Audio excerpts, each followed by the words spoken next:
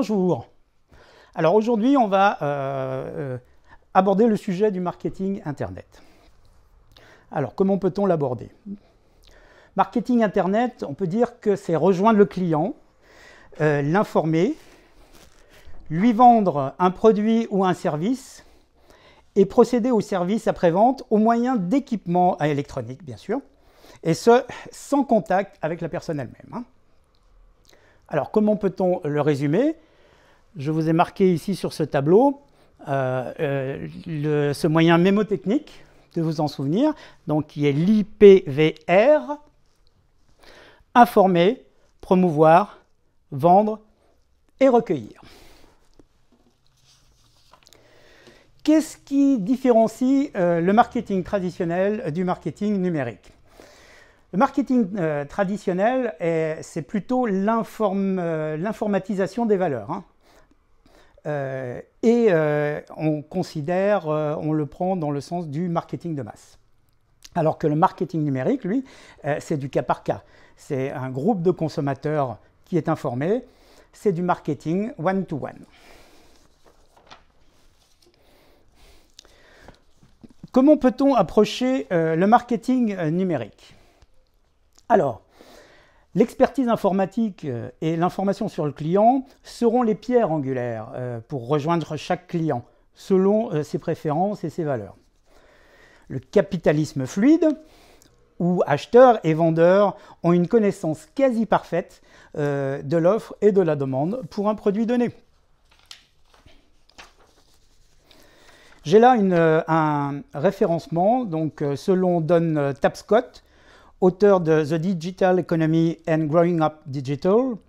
Pour lui, la fin de la diffusion, donc ce qu'on appelle la diffusion, le broadcasting, cette fin est proche. Pour lui, il n'y aura plus de prime time, mais du my time. L'image de marque que les publicitaires ont tendance à vouloir faire mousser n'existera plus. Plus d'image qu'une relation de valeur avec l'individu lui-même. Alors, le modèle d'analyse selon Bishop nous propose que l'environnement marketing traditionnel, lui, est linéaire. Toutes les étapes et activités se font pratiquement les unes après les autres. Donc, recherche, création du produit, distribution du produit, le placement publicitaire, rapport des ventes et ajustement à la production. L'environnement du marketing numérique, lui, est plutôt spatial. Alors, qu'est-ce que ça veut dire par là? Donc, on considère que toutes les étapes et activités sont faites simultanément. Donc, tout ça est regroupé dans un seul ensemble, dans lequel on y retrouve donc la recherche, la création de produits, la distribution du produit, le placement publicitaire, rapport des ventes, ajustement à la production.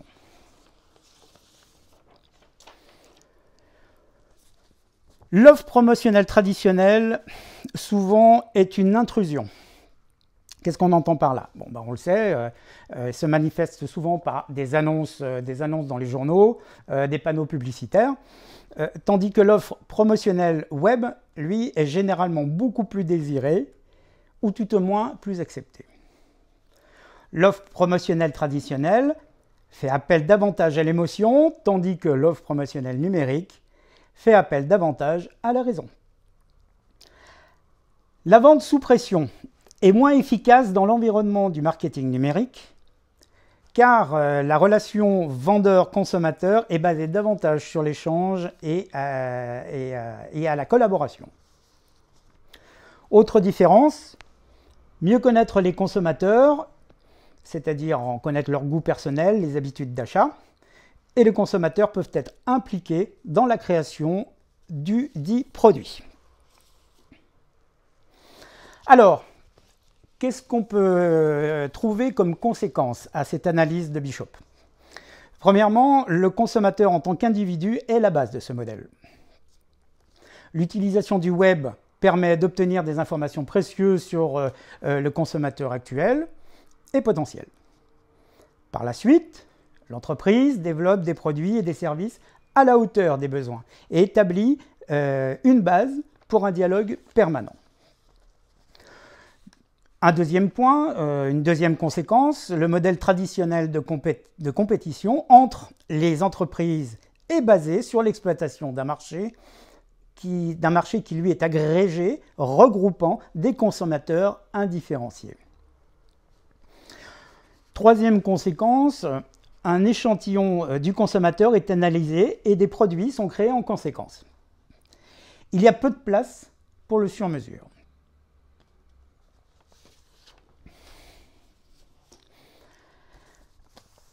Le modèle d'analyse de Pepper & Rogers.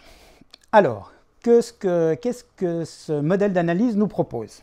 D'abord, en premier point, la révolution numérique, selon Pepper & Rogers, et le développement de l'ordinateur favorisent l'émergence d'un nouveau modèle. Quel est-il? Ce modèle, c'est le modèle orienté consommateur, qu'on appelle aussi le Customer Driven Model. La livraison de produits et de services sur mesure en respectant les besoins particuliers des consommateurs, et ce, en un contexte d'un consommateur à la fois.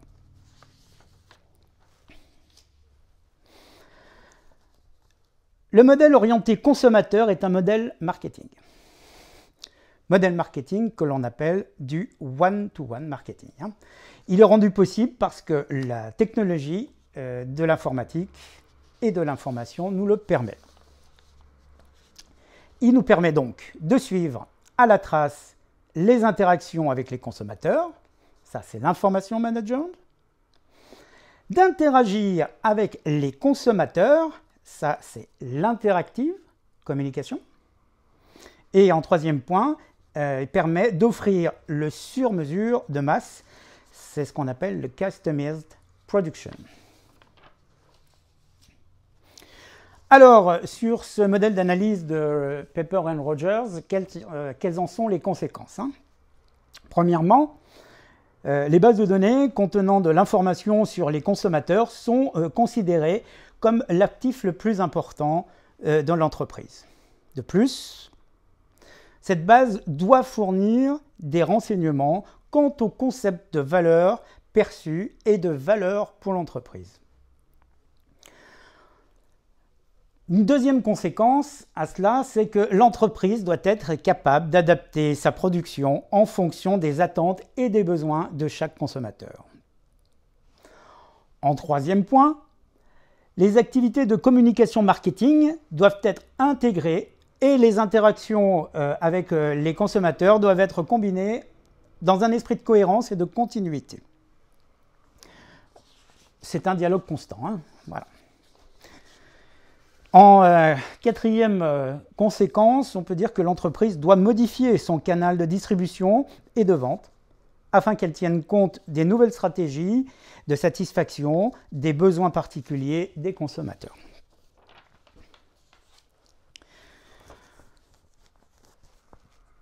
Une dernière conséquence à cette analyse serait que les dirigeants de l'entreprise doivent imposer une réorganisation interne afin de tenir compte de ces nouvelles fonctions et d'en mesurer les performances. Nous allons maintenant aborder le sujet de comment constituer un plan de marketing numérique.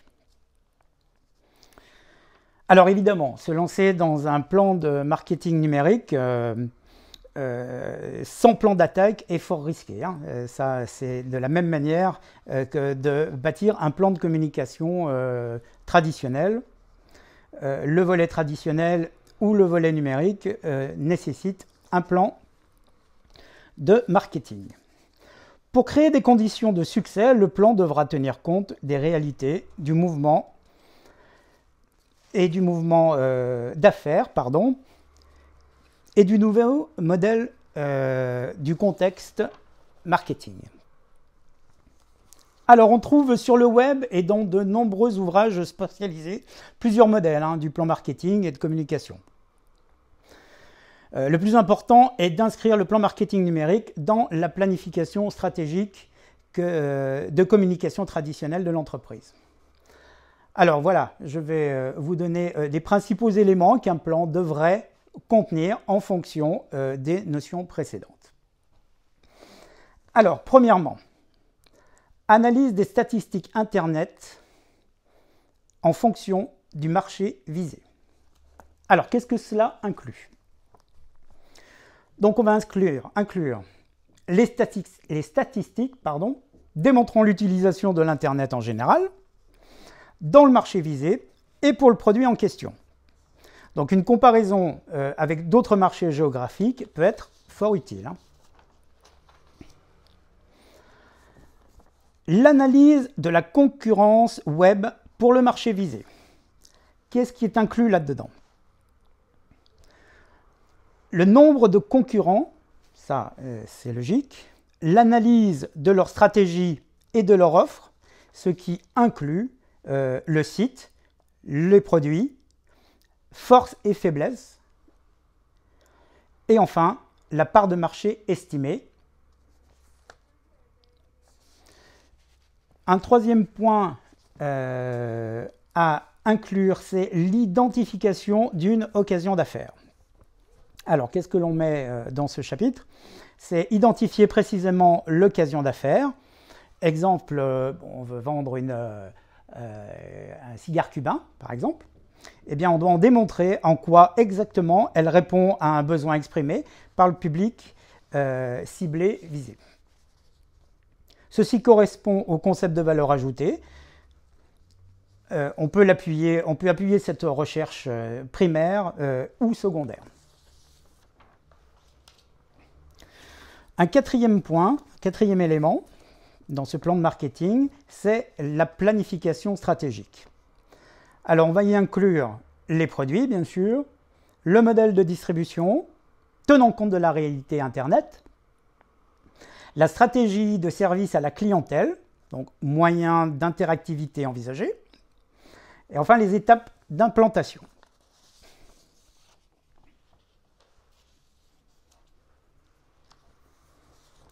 Alors, la conception et la production d'un site web, maintenant. On va inclure dans ce chapitre l'architecture et le plan du site envisagé avec l'emphase sur les éléments distinctifs. Approche et modèle de navigation, technologie utilisée sur le site, processus d'un type d'achat, et enfin hébergement et l'aspect technique, c'est-à-dire le lien avec les bases de données. La promotion maintenant. Alors, qu'est-ce qu'on va inclure dans la promotion? Donc, on va y inclure les moyens interactifs et traditionnels pour augmenter la fréquence de visite et d'achat. On entend par là les mots-clés, outils de recherche, les bannières sur d'autres sites, par exemple, les échanges, courriers électroniques. Et enfin, les listes de discussion. Il peut y en avoir d'autres, bien évidemment. Et enfin, le nerf de la guerre, un septième point, c'est le budget, bien sûr, budget prévu et le financement. Donc, on va y inclure un scénario budgétaire basé sur des hypothèses des fréquentations et d'achat sur le site, l'évaluation de l'efficacité et de la rentabilité tenant compte des volets budgétaires suivants, c'est-à-dire démarrage, opération qui inclut la promotion. Enfin, l'identification des sources et des conditions de financement. Voilà. Je vous remercie pour votre attention.